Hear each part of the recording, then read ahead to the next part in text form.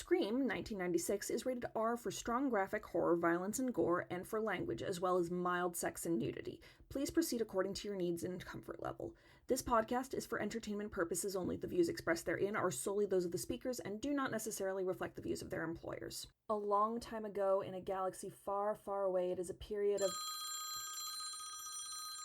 What the hell? Hello? Hello, Sam. If I were you, I would leave this to an expert. Yeah.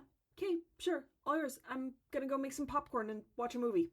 A long time ago, in a galaxy far, far away, it is a period of the slasher genre dying under the weight of endless goofy sequels, until one of its founding fathers zapped it back to life, with a final girl who's already gone through hell, characters who know what genre they're in, and the birth of the meta-slasher whodunit.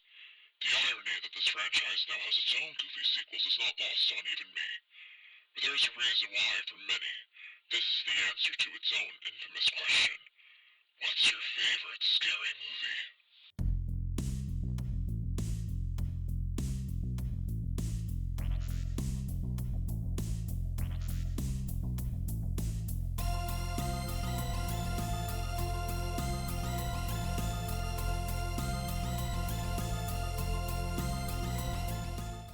Hello there, and welcome back to 6 Degrees of Star Wars, the podcast where we explore all the ways George Lucas's flagship franchise surrounds us, binds us, and penetrates us in the landscape of cinema. I'm your host, Sam Marchioni. Joining me today, River Lane. I'm here as the scaredy cat portion of the audience. And for the very first time, please welcome Micah Hirsch. Hello, I don't really have a clever thing to say, sorry. That's okay. What's your favorite scary movie? Probably this one. And Chrissy. I was here last week. I was just in the corner. We are covering the 1996 Scream, which a lot of my friends love and I have never seen before now, although I did do a reading with several people in OK Zoomer. Shout out to Billy Roddy. I played Drew Barrymore. And also Kenny. And I bring up Kenny because Kenny is our connection. W. Earl Brown is our degree 3. He was in both The Mandalorian and the Book of Boba Fett as a Weequay proprietor. So thank you for your service. Top tier. Love that shit. So, I think I know how our friend Ellie feels now when she said, she doesn't get K-pop Demon Hunters. Because, I'm sorry guys, I tried and I don't think I'm getting it. Maybe I'll get it when there's Carrie Fisher. So, I don't think there's much to get about this first one. As the scaredy cat contingent, my experience with this movie is basically I was forced to watch it in college as an example of how genres try to redefine themselves once they've gotten their tropes established, because that is a big part of the metatext of this movie, is the fact that it is coming in the shadow of all of the big name scary movies and horror movies that have shaped the slasher genre, and this is sort of a meta re-examining of the slasher genre, and in doing so, has a lot to commentate and poke fun at and joke about when it comes to that. And I was forced to watch it in college, and I got through that first opening scene and said, nope, I'm on the verge of a panic attack, I need to leave now. So I did. Sorry, Maddie. And then a couple years later, it's one of Jazz's favorite movies. Shout out to Jazz for real. I was also in that reading, and I played Billy, as you can tell by my everything. And I for her sake, for their fair sake, I was like, okay, I'm gonna try again with this movie. And so I did, and that's how I discovered that I don't hate horror movies. I just need control of the pause button so that I can walk it off if I have to. So when I'm able to watch this, and I did watch the second one as well, I can hit pause and go walk off that opening scene and then come back and be like, okay, no, I understand what's going on here, Anybody else want to jump in with their Scream experiences? Well, I was 2 or 3, right when the first 2 were coming out. So the masks were everywhere during Halloween time, and I got panic attacks just from looking at the mask in the store, so I was afraid to go shopping during Halloween time till I was 12 maybe. Then when I was a teenager in 2009, it was on Stars. Does anyone remember Stars on demand? I decided to watch it, and I liked it then. And that was the first slasher movie I ever watched. So it was fun going back to older ones later and seeing what they were referencing in this one. Yeah, it's an excellent baby's first slasher because it's still got some of the hangups that some of the older slashers have, you know, the misogyny of it all and what have you. But like this one at least knows that is part of that being baked in is part of like why our motivations of our killer are the way they are. And, you know, horror scholars have subdivided the slasher 17 ways till Sunday because it's gotten so many spins and so many other alternate takes and what have you. But this is a good, solid babies for slasher because so much of it is about, like, the horror of the known rather than the unknown, because in your sort of classics, like, you're not supposed to know who Freddy or Mike are, which is why all of those movies kind of fall apart. And, you know, Jason is kind of Mrs. Voorhees is the odd man out, metaphorically speaking. You gotta die. You gotta die. You fucked up, River. Now you gotta die. Is it because she's not a man? Well, yes. That and her motivation is more spelled out than, well, Freddy is a dream demon, so he doesn't count, and Mike is sort of kind of like just an unstoppable monstrosity with some mental illness yikes sprinkled in for flavor, whereas Mrs. Voorhees' whole explanation is the one that has been parodied to death since then, which is basically two camp counselors were fucking while her son was around, and her son fucking died, and now she's got a grudge. But like none of the, I don't quote me on this, but I don't think any of the counselors that get killed in that first movie were actually like part of the ordeal. It's just sort of a projection problem, whereas this is very personal and very much the cops in this movie should still have been looking for a motive, because as Dewey mentions, he doesn't have enough kills to be a serial killer yet, so they should have been looking for motive. Because after, you know, to borrow a joke from Castle, after 3 you start looking for crazy people. 1 you look for motive, 2 you look for connection, 3 you look for crazy people. I believe is the full joke, or guy, like, insert character from episode. Someone tell me to shut up, please. Okay, Chrissy, what about you? Well, I always live my life by 2 periods. Before Scream and after Scream. I am in after Scream. I don't have any witty stories to tell about my experiences with the movie, unfortunately. I have many things to say about the movie, but my experiences, and this time is not one of them. Okay, so, let's get into it. Is there anyone on this earth besides me and the other members of the Scaredy Cat contingents who haven't seen this movie yet? Congrats on being today's lucky 10,000. We love this for you. I think there are certain movies that sort of just be like, a lot of horror movies at this point sort of just have icon status if they do really big things with the genre. And I do believe that, like, Scream and, you know, and Halloween and, you know, Friday the 13th and Nightmare on Elm Street are all very, like, icon status. And so their kind of original plots of those first movies kind of fall away, because you're like, yeah, you know the iconography, you know the kills, you know the music. The score, incredibly underrated, by the way. As a way of declawing it for myself, even though I'm watching it in the middle of the day, I didn't quite, like, watch Casey's first kill. And I was just listening to it, and man, that score fucks! Underrated score, I think.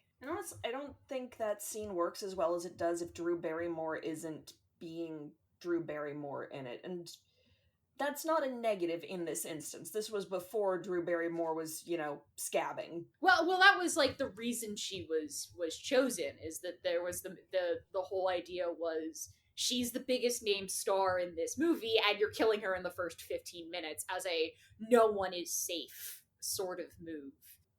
And it is also, like, once you know the twist of the movie, spoiler alert for a over 20-year-old movie, bordering on 30, I think.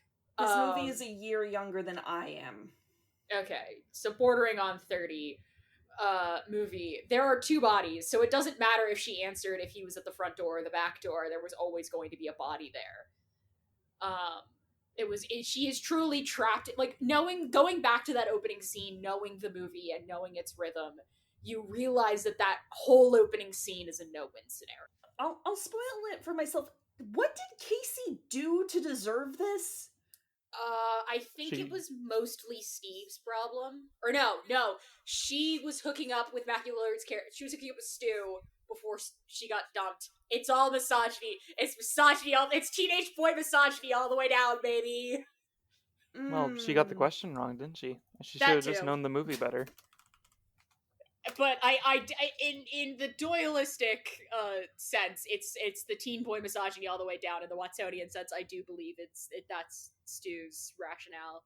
God save us from horny idiots. Truly! I will say, though, Skeet Ulrich, Handshake, Christian Slater, excellent choice for your bad boy maniac, teen boyfriend character going on a murder spree. Speaking of dirtbag teenagers going on a murder spree, how good would Christian Slater be in a role in this movie? That movie is called Heathers? Yeah, but... Yeah, but I don't think Scream. you could turn Scream into a musical. Somebody's tried to turn Scream into a musical, The Screamicle. Well, one could argue that horror movies are just musicals, but instead of musical numbers, you replace them with murder scenes. So it's a musical. So Sweeney Todd is the intersection of the two. Correct. Listen, Sondheim was ahead of the game in many a way. I will say, it's really weird to see, Rose McGowan in this movie, given how drastically different a person Rose McGowan is now. Yeah, it's really, everyone in this cast is sort of, half archetype, half real person. Reading our dear friend Jazz for Filth, I understand why Sidney Prescott is one of her favorite characters. But, famously, Stu is incredibly underwritten, but Matthew Lillard is giving 1,010%, so the character functions. Was this just his audition for Shaggy? I feel would like not... This was his audition for Shaggy. I would not be unsurprised, but I also think that's just how Matthew Lillard is as an actor. I haven't seen Hackers yet, but it's on my list, which I think is more of a Shaggy performance than this is. Truly underrated moment is that when they're all, bailing out of school after President Henry Winkler has given the announcement that they're all going home for the day, as he just manhandles Rose McGowan over his shoulder and just, she basically, crawls over him and he's just letting it happen, and I'm incredible. No notes. This is not supposed to be physical comedy, but I deeply appreciate it as. A lot of these horror slasher franchises, the killer is the icon that everyone sees the movies for. I kind of appreciate that. Yes, Ghost-fae-ce, the persona is iconic, but the main character is Sydney, and the killers actually are douchebags that they're unlikable, basically. They're just horrible people, and that's the point. And I think that's interesting. I like that the police force managed to be somehow worse than usual, because somehow they just let the man go who was the only other person in at least a 2-mile vicinity of the house. Of course, they still had him as the top suspect, but they just let him go. They couldn't have him for holding at all. Yeah, I think I have the joke of right guy an hour too early, and also this is why McMansions and suburbs are a mistake in this essay. I will. Yeah. I do think all of this movie's problems could have been solved if everyone didn't live in McMansions in Southern California. I'm guessing the Southern California thing is doing a lot of work there. The real murderer is Dewey. I wouldn't be surprised if that was in a draft somewhere. This is an incredibly tight little script, and you can also tell that Williamson got his start in teen television. I wanna wait for our life. I Dawson's Creek, but yeah, no, it's this. I think the story is that he wrote this as a decompression in between writing episodes of Dawson's Creek. But what Micah said earlier, the idea that Sydney is the thing that endures about this franchise. This is a incredibly character-driven slasher franchise. Even compared to something I guess its next greatest contender is Halloween, where we actually like our final girl Laurie Strode. I mean, I guess I don't watch a lot of horror, so I'm not the best person to be answering these questions. I Yeah. thought that was rhetorical. I feel like this episode is getting shot in the foot by the fact that we do not have scream fanatic Jazz here. But yeah, man, it's an incredibly tight little script. I'm quite impressed with it, both having watched it at least twice by this point, 3 times, and in having read it for the shenanigans. Has anyone else played the Who's in the Body game? As it... No. Oh, you What? have. I know about it, but I've never played it. If you're Okay. talking about who's in which scene, who is Ghost-fae-ce? Yeah, who's Ghostface and who's on the phone. It was one of the ways to do the reading. It was one of the things that Charlie and I had to decide, because Charlie was playing Stu. It was one of the things Charlie and I had to decide on when it came to who was going to be on screen for any given scene, was figuring out, all right, who do we think is on the phone versus who do we think is in the body.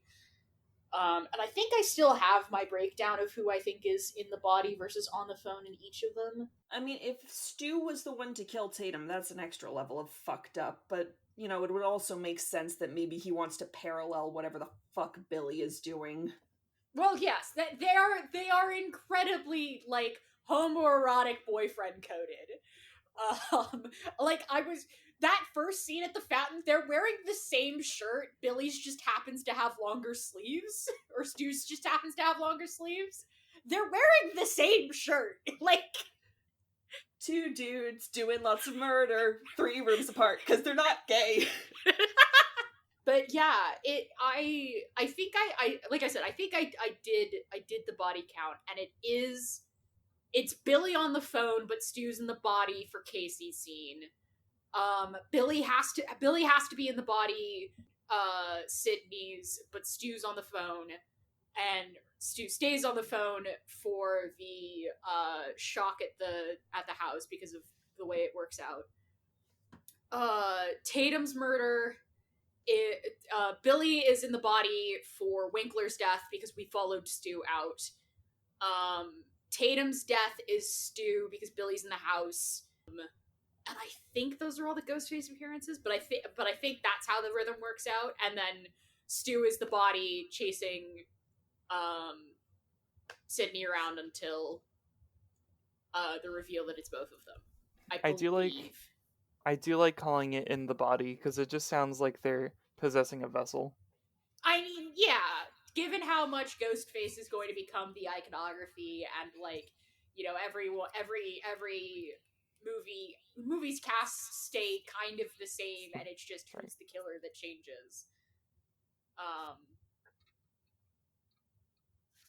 So it becomes like a Law and Order. It's like, okay, so it's not anybody I already know, it's just the new person that I recognize the most.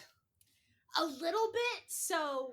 Oh my god, Carrie Fisher's gonna be playing in Scream 3, isn't he?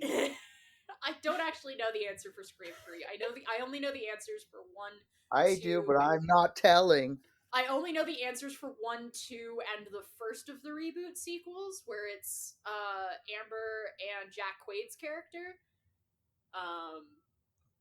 Can I Go ahead. self-indulge for a moment? The Scream 3, and it doesn't just have a Star Wars connection, it also has an Emperor's New Groove connection, because Dewey's bodyguard in Scream 3 is Patrick Warburton. And honestly, like, if you were younger, could have seen Patrick Warburton playing Dewey. Oh, real. Also, like, 90% thought that Jamie Kennedy was Seth Green when he first popped up on screen. Like, dude, they wanted Seth Green for the role. I was straight up like, Seth Green might have been a more likable Randy, actually. I think I would have been more upset about Randy if it were Seth Green. I like the archetype. I do not like Jamie Kennedy. Obviously. I think he's giving exactly the performance they asked for, where he's the snot-nosed know-it-all. Yeah. And for a movie like this, like, I do think that, like, Seth Green is probably the more likable choice, but Jamie Kennedy is the more correct choice for the tone. Like, the idea about Randy is that no one is supposed to fucking believe him. and, being a snot-nosed asshole, and, as evidenced in the early drafts of the script, he was supposed to have a thing for Sydney that they ultimately ended up cutting, which, smart. He didn't entirely cut it. There was like, now I'm never gonna have a chance with Sid. They didn't entirely cut it, but in the original ending of, even in the screenplay that we read for OK Zoomer, they left it as like him asking her out in that final bloodbath of a scene, and her saying yes to it. But like they left it more as an underlying current in this one, where it's like a motivation, but it's not as textual as it could have been. Like, you can read his suspicion of Billy and Stu as strands of jealousy, but you could also read it as him being a snot-nosed, dumbass teenager. I do appreciate this movie reading snot-nosed teenagers for filth, and I felt sorry for Henry Winkler because, God, that is the energy I wish more adults had. Real. When it came to teenage boys. Real. I walked by Henry Winkler's table. I didn't go meet him, but I walked by his table at a con once. He seems like a generally okay old man. Yeah. Most of his social media is just him posting about his fishing. Excellent use of your celebrity Twitter presence, actually. So what I'm not getting about, number one, who was the Ghost-face at the supermarket? And number two, how did fucking no one see that? I think, so at the supermarket, it's either a copycat or it could be Billy, I believe. The way it shakes out. Because I didn't get to finish this, but it's been a minute since I've watched it all the way through, but I know its battle rhythms enough. But I do believe that Billy would have to be the one in the body because Stu would have already been home at that point, unless Stu looped back around and was able to do it. That one part and the part where he's outside the house don't really make any sense because he never kills anybody. So why is he there? Other than creepy. Yeah, just be creepy, and the vibes, and the scare tactics. Remember, they are teenage boys. Logic is sort of an illusion to them. Right. I'm trying to figure out where this movie lies in terms of, is there any kind of, supernatural, psychological, is it all in your head kind of horror? There's no supernatural, but there might be some psychological, especially in later movies. This movie is remarkably, again, once you know the two-body twist, it seems supernatural, and then once you learn, oh no, there's just two of them, you're like, oh, okay, all right, now I understand how we have it's a we're able to get Scooby-Doo. So many places. Yeah, it's very Scooby-Doo. Honestly, if I hadn't read the script beforehand, I would have just been assuming horror movie logic, how in so many of the movies you can be running at breakneck speed, but the villain is just slowly shambling behind you and still gaining ground on you. Yeah. Also, can we talk about how, because one of the things that makes this feel more like a grounded movie is the fact that Ghost-face constantly gets the shit beaten out of him? Correct! Apparently this was a genuine concern for Wes Craven, trying to balance how spooky Ghost-face should be versus how many times he gets the shit knocked out of him. Because it is two teenagers. Yeah. I do love that Casey just keeps fighting him right until the fucking blood loss gets to her. She's still trying to kick the snot out of him even as she's fucking bleeding out, which, icon and star, rip to Casey. You were in a no-win scenario. Yeah.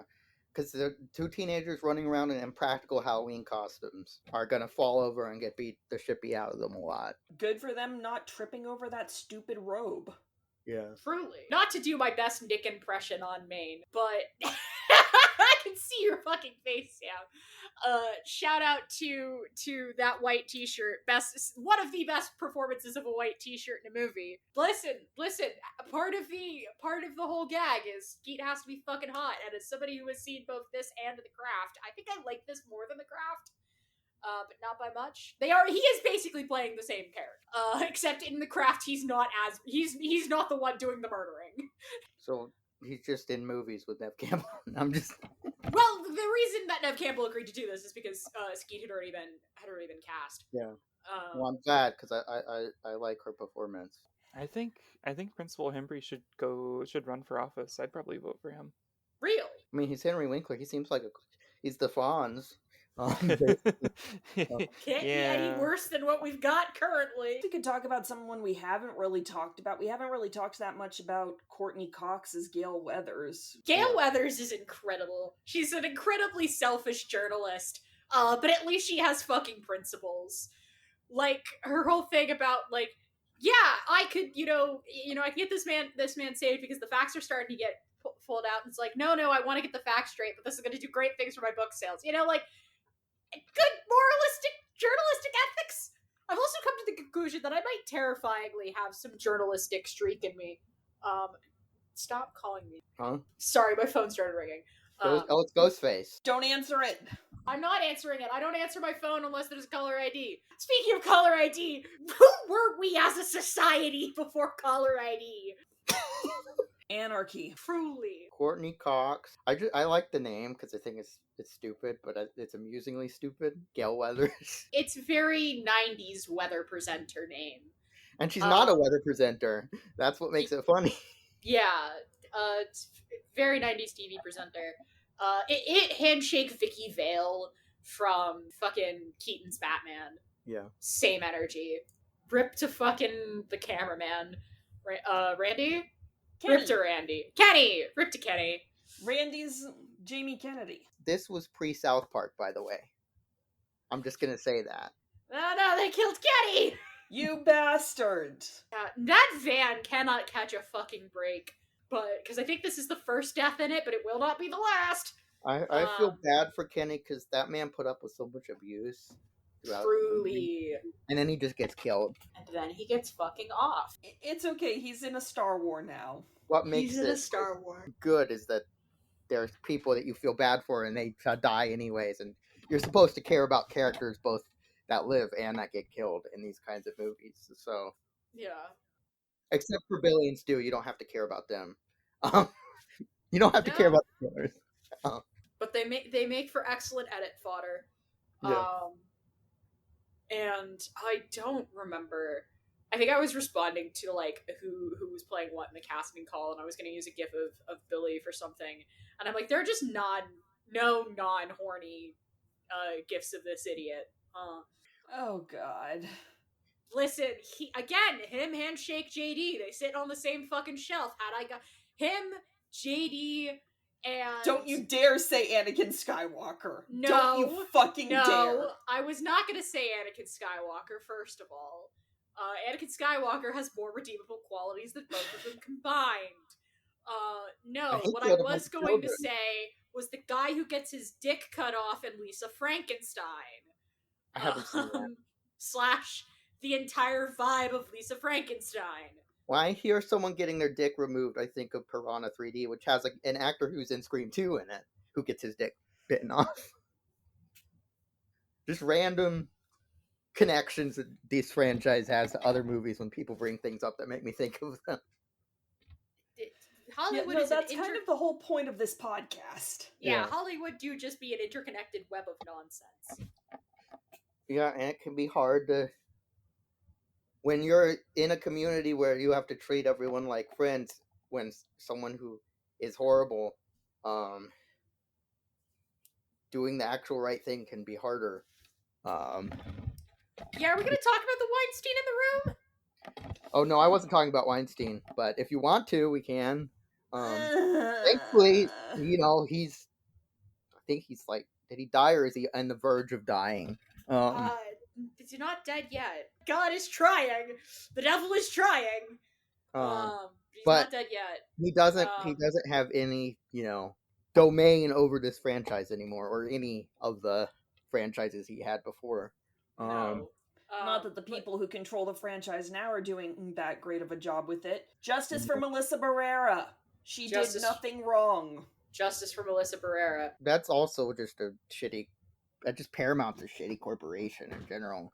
There are no ethical corporations under capitalism. That's why whoever was going to own it, if it was going to be a big company, it was not. They were going to do shitty things. Yeah, the only reason is because that's why the zoom in on Casey's body is so janky. They were trying to dodge having to move from an R to an NC-17, and they discovered that if they zoomed in on it normally, it was gonna put them over an NC-17. And so in one of the shows of power, they were like, all right, no, let's wrangle this into an R. And what they ended up doing is, I think they took out every other frame, which is why it's so choppy zooming in on her body. I love when they do that, actually. That first 15 minutes is an excellent use. It's a movie. It's a short film. Yeah, it's an excellent use of your camera. It's an excellent use of your lighting. Casey's walk through the house gives you an excellent sense of geography. For okay, I know exactly where everything is going to happen. And also, I was watching that scene and I realized that Final Destination has kind of fucked up every movie, because the only other thing I could think of is, I was like, all right, what are the things Death could use to kill Casey in overly dramatic fashions, even though I know it is going to come down to a teenager with a hunting knife. Because I'm like, all right, there's the knife block, there's the popcorn on the stove, there's the too many glass windows. There are so many loose cables, I think we should have gotten more breasts. Thank you. Oh, so you weren't a fan of the PG-13 flash from behind thing? It should have been NC-17. Just full tits on camera. Remember, these characters are in high school. Yeah. Even if the actors clearly aren't. Yeah. Except for maybe Rose McGowan, I don't know. They're all adults, I'm pretty sure. I'm pretty sure legally they have to be.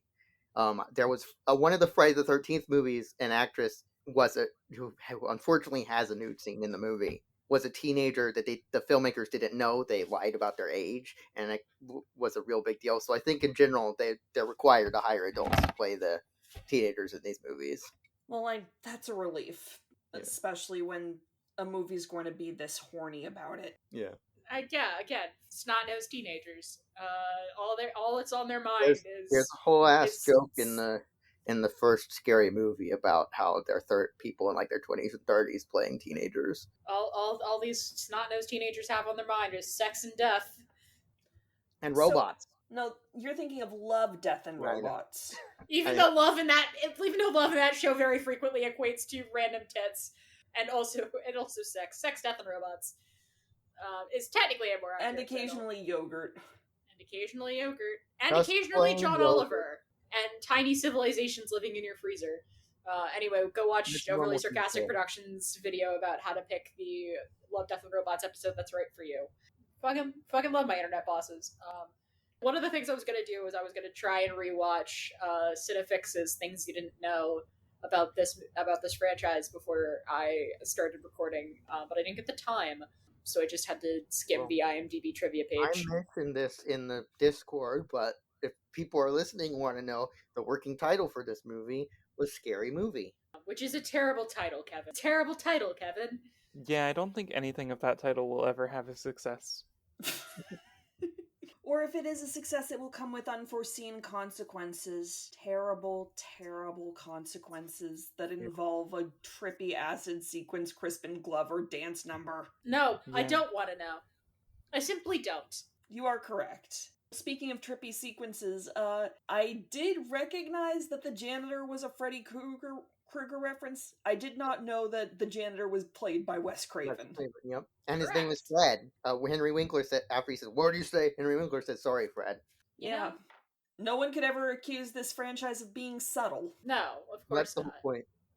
Is that it's not. Yeah, again, it comes back around to the idea this is the genre, this is the slasher genre's attempt at metatext.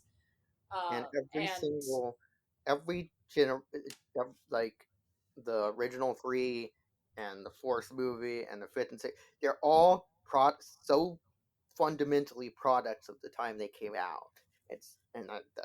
But in an amusing way. Yeah, and they're all tied up in conversation with one another and where the genre is at any given point in time, to both its benefit and detriment depending on who's got control over the damn thing. So this is to horror movies as Frozen is to Disney movies? I'd say Enchanted more, but that's just Yeah, my. I was gonna say Enchanted is more its analog. The idea of it knows what it's doing, and it is the difference is I think Frozen plays it straight, whereas Enchanted there is never a joke as good in Frozen as he sings too. How does everyone know this song?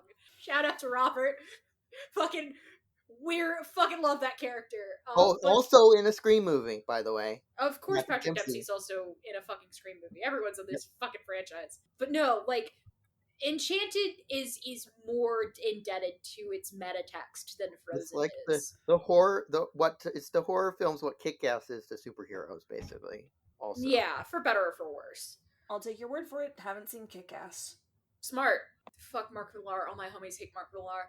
But yeah, no, the Scream is there's a genre life cycle that I learned about in film school because it pushes up my glasses. I am that pretentious nerd who went to film school. And if you pushed me, I could probably get my fucking notes out, but I have no idea where they're stashed, so we're not going to. But like the long and short of it is basically in the genre life cycle, there hits a point where the genre has become established and it is not quite at the point of parody, but it is at the point of re-examination. And this is the horror slasher re-examination point. And it's actually a very good example of it in the fact that it was, done.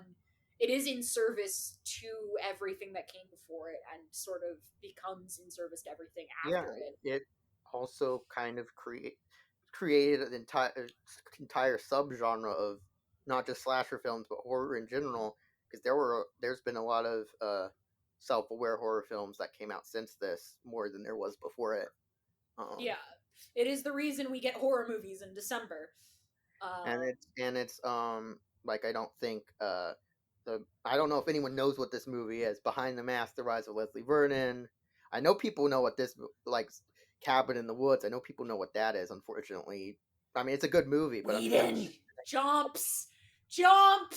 It's a good movie, but unfortunately, it has terrible people involved with it.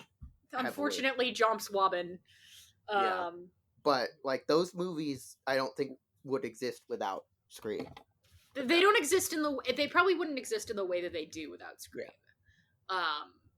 I think you're more likely to get a Cabin in the Woods if like, if you go down the linear, if you were pretending that time isn't completely linear, I think that eventually something like SCP would spawn a Cabin in the Woods style movie. It is SCP basically, isn't it?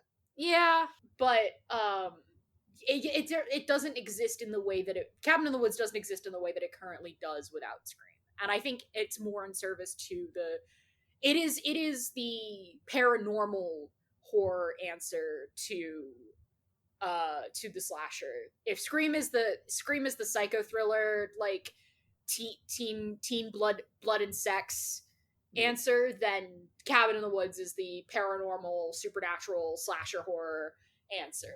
It's all encompassing basically because it has zombies and yeah, but we're not here to talk about Cabin in the Woods. We're here to talk about Scream, a movie whose costuming I continue to appreciate.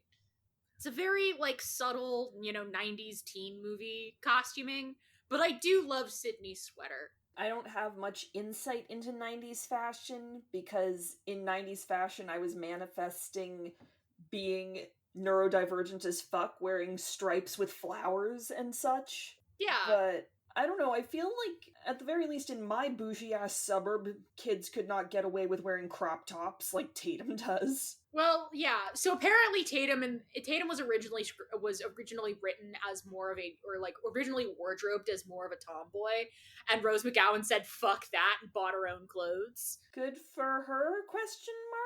Yeah, I think to Sydney's like comfort and practicality over true fashion, I think it's a good dichotomy in the same way that if like Billy, Stu, and Randy all have similar-ish styles of clothing, but like Billy and Stu, if they're gonna wear an overshirt, Billy's is more likely to be a solid print, Stu's is liable to have some wacky pattern on it, and Randy is liable to be more in just like a wacky print shirt in general.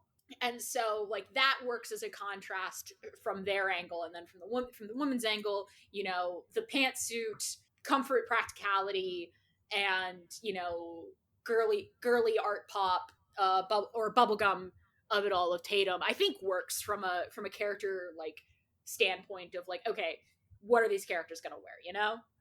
Excellent use of dolly zooms. There's some great fucking Dutch angles and some dolly zooms in this fucking movie. Fucking love it. Love the lighting a lot of the time. Remember when you could see shit in the dark? I remember. Pepperidge Farm remembers. The Pepperidge Farm ain't gonna keep it to Pepperidge Farm self. Oh my goodness, I'm sorry. Puppy! Yeah. I thank this movie for not having any adorable animals die. None of them True. do. By the way. I just wanted to put that out. None of the Scream movies have adorable animals. There are adorable animals in them, but they're never main characters, and they never die. They should be main characters.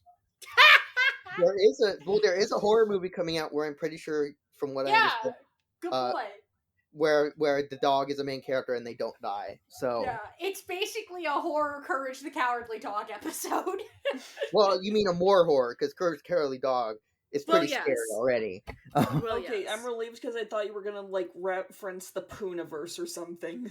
No, this is a movie about like a dog that sees ghosts, and it's from the point of view of the dog. Interesting. The dog does not die. They had to put that announcement out before the movie came out, because everyone was like rocking back and forth when the trailer came out, being like, "Does the dog die?" And they're like, "No, guys, the dog doesn't Don't watch die." the first Halloween, by the way, if that or The Thing. Maybe I'm just not built for horror. Like 2023, I went to a Halloween screening of Halloween, and I'm like, I don't get it. I don't see what all the fuss is about. And I'm kind of feeling that here too. Like, did I just culturally miss the mark because I'm now almost 30? Well, so I think there is a certain level of like cultural osmosis.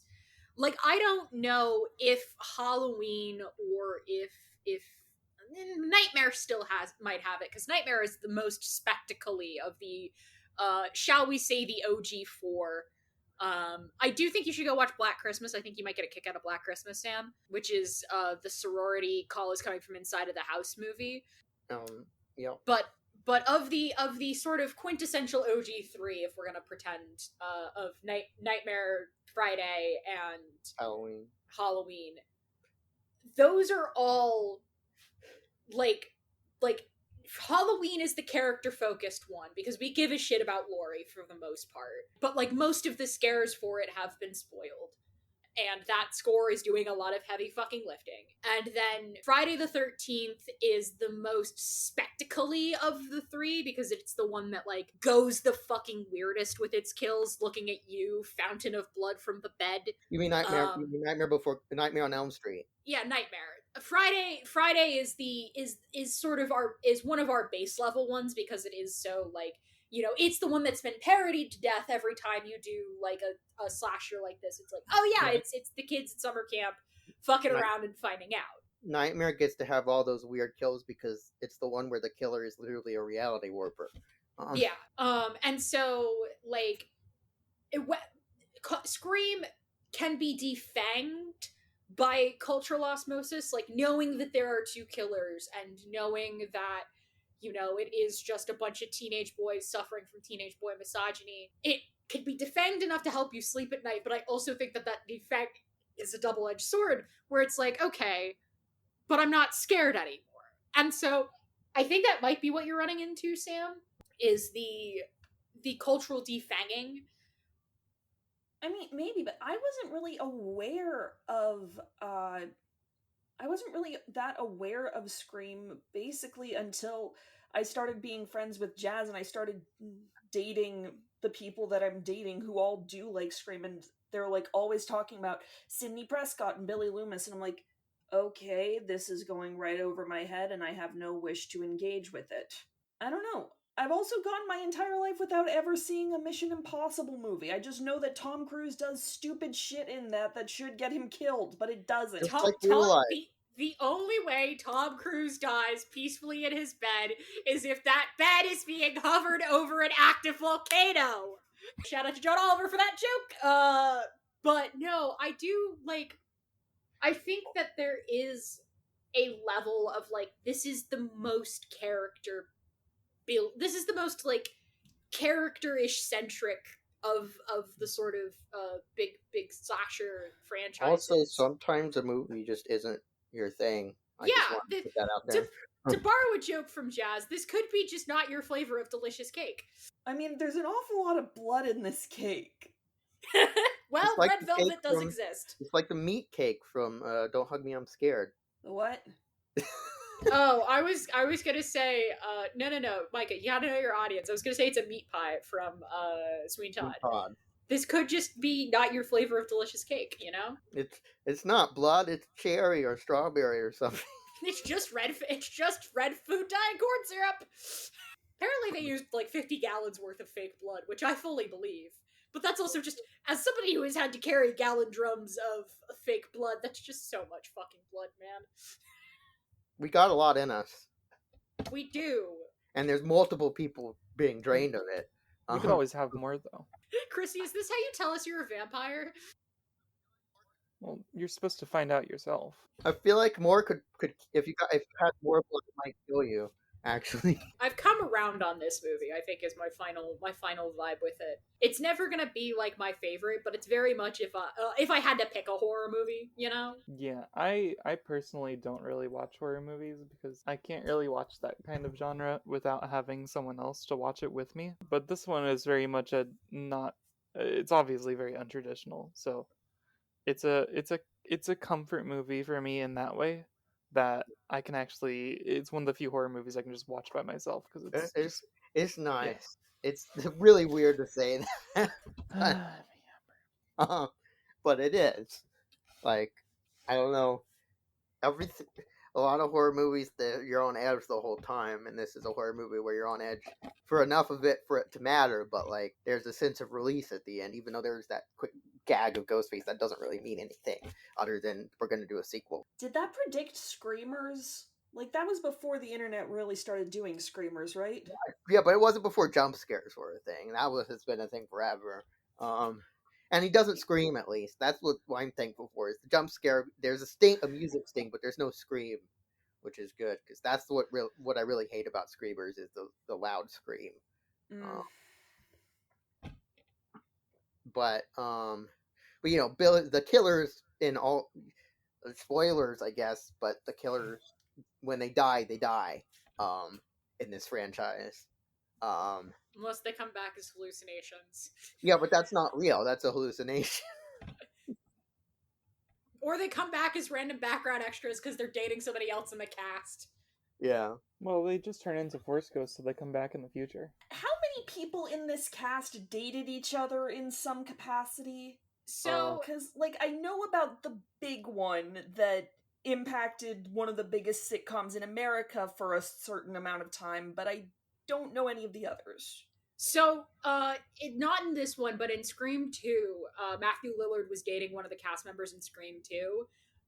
And so there's a party scene in that movie where he can be sort of semi-spotted in the background. They don't draw attention to it, he's just an extra because he was a body on set. And they needed the bodies. But bodies in a Scream movie. Yeah. I don't think that I don't think there are any other major ones. Though apparently that famous sitcom is the reason Courtney Cox really wanted to play Gail, was because she's like, no, I can do stuff other than Monica. I can be a bitch. I don't think she was much of a bitch. I feel like Gail is kind of defanged.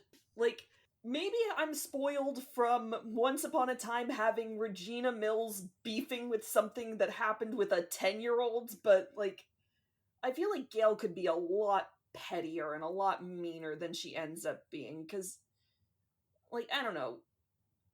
I think this does prove Courtney Cox can do other stuff, it just doesn't prove she can do much other stuff, if that makes sense. I think Gail's whole attitude, I think, is we just miss competent journalists and, like, competent women.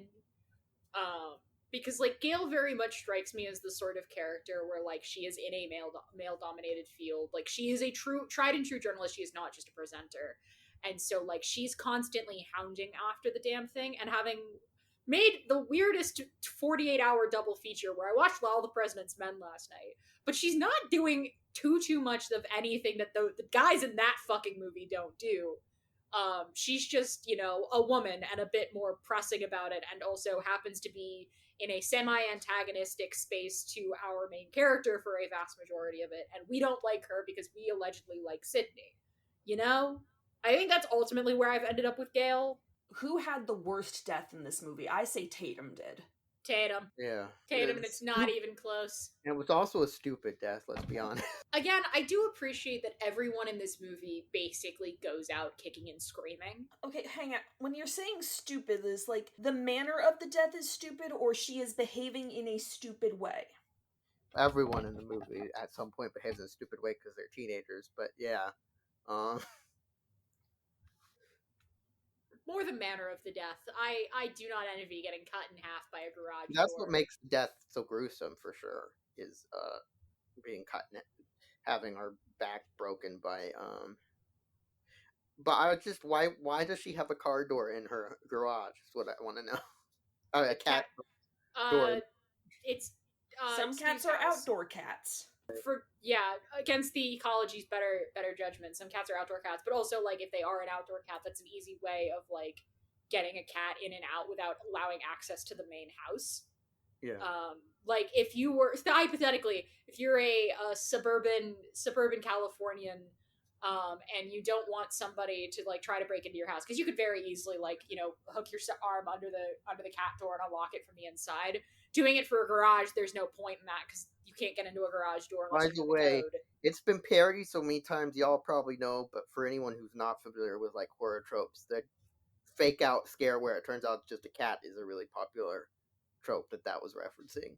Yeah, that too. And Scary Movie, it's a cat and then there's a horse afterwards. I'm not going to ask. I'm also not going to ask. I simply don't want to know.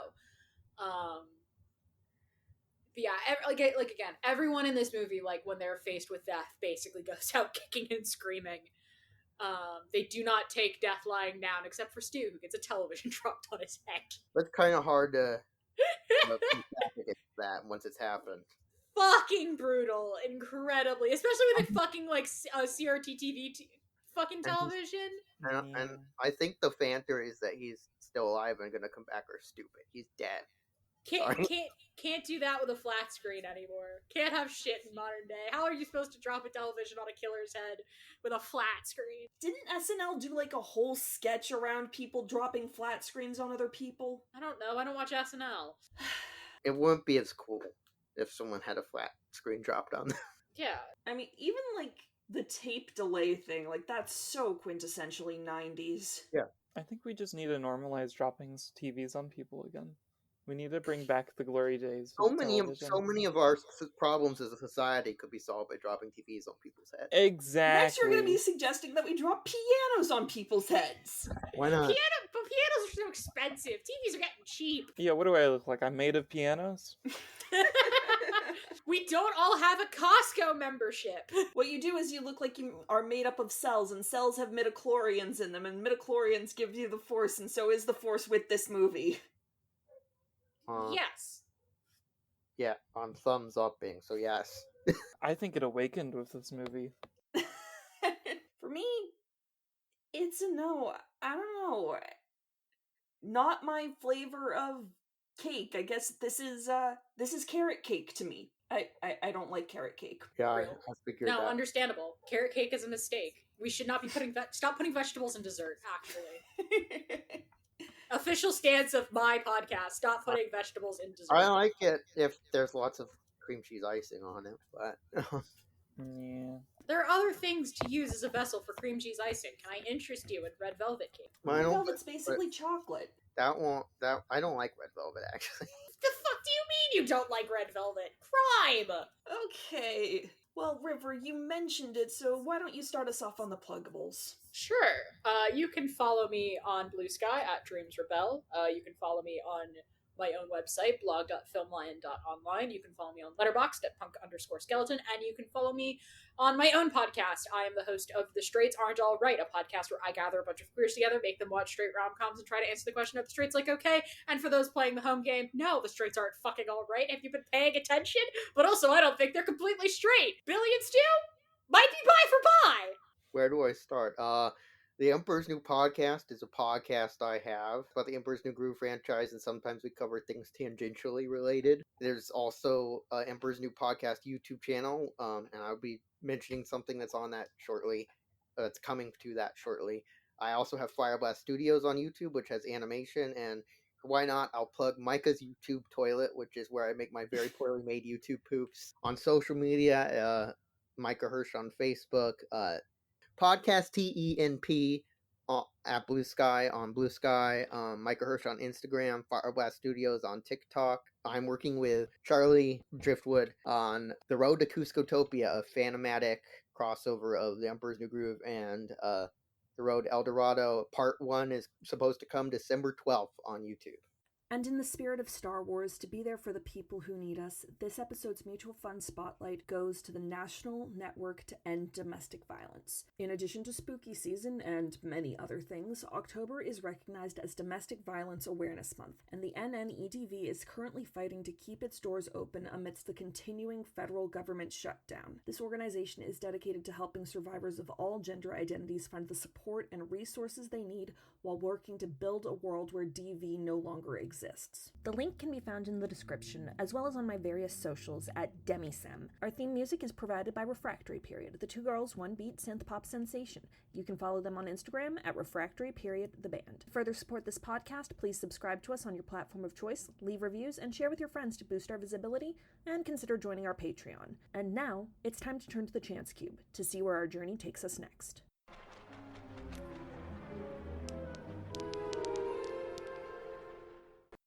That's a 2. Heavens. We so rarely get 2s in this economy. We do so rarely get 2s, and oh, we've got a good one coming up. The juice. You know, this is actually technically the episode that inspired this choice to continue the spirit of Halloween to November 1st. We're going to be doing The Simpsons Season 2, Episode 3, Treehouse of Horror. Hell yeah! We'll see you next time. Until then, stay safe, stay strong, stay beautiful, and may the Force be with you.